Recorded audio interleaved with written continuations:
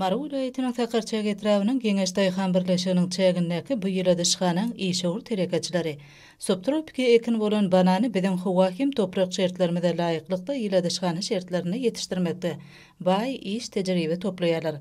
Bu ýyla dyşganyň umum tutýan meýdany 1 hektara barabar bolup, onu bananyň müňdeçe düýbüni ötürüp ýetişdirýärler. Ulu gowrumly bu ýyla dyşgany hojalygy, ýokary hili howa alys çalyşan jamlary, damjalaýyn ýagyş we ömür görnüşli sugurşymda ýelelik bulgamlar bilen üpçün edilipdir. İşegur terekeçiliň ıhlatly çekýän zähmetler netijesinde bananyň her bir düýbi damjalaýyn usuly suw taşyýytly ulanma arkaly suwarylyp, suwuň tüzümine ýerli we goşmaça dökünler garylyp iýmitlendirilýär. Göwnejä ýetigi ýetirilip, biziň howa hem toprak şertlerimize uygunlaşan banan ösümlikleri öz hasyrlaryny bolluk bilen içilýär. Ilmyň gazananlaryny önümçüligi giňden ornaşdyrmak maksady bilen geçirilýän işler oňy netijelerini berýär.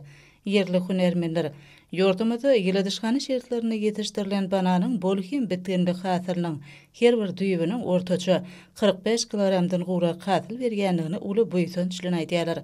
Ýurdumyzda ilkinjiler bolup banan ösdürip ýetişdirmekde baý iş tejribe toplan ýyla dyşganyň işçileri önümçilik işleriniň gerimini hasam giňildýärler.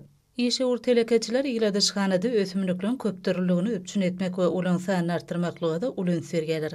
Ýyla dyşganyň işgärleri özleriniň daýhançylyk tejribelerine daýanmak, ilmiň gazanan öňdüberje tejribelerini önümçilik işlerini ornaşdyrmak bilen bu ýerde papaya ösümliginiň bol hasyl berýän görnüşlerini ösdürip ýetişdirýärler. Ihlasyndyrylyp ýetişdirilýän papaya ösümliginiň şahalarynda dözüm bolup duran hasyly göreningde işegur telekeçiliň çekýän pek zähmetleriniň ýerine düşenligine aýdyn göz ýetirgen. Daş görnüşi boýunça gawuna meňdeş bu ösümlik hunermenliň bellemeklerine görä ýylyň dowamyny hasyl bermäge ukyply.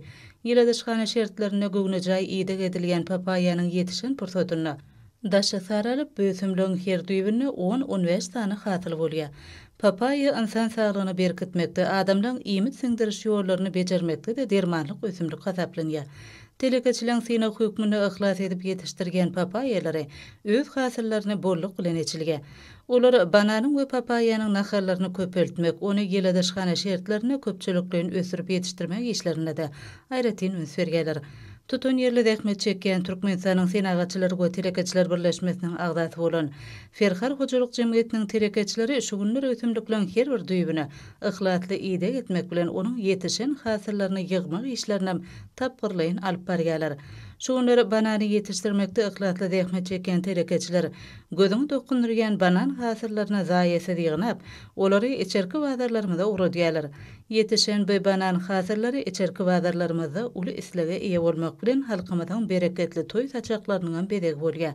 Ýurdumyzyň bazarlaryny bol önümler bilen öpçün etmäge münasip goşantlaryny goşýan işegur telekeçiler türkmen telekeçilerine berýän kömekdir gollawlary hemde hususylygyny ösürmek barada edýän taýsyz taýyarlary üçin türkmen halkynyň milli lideri gahrman arkadagymyza hemde hormatly prezidentimiz arkadagly gahrman serdarymyza alkyş sözlerini beýan edýärler.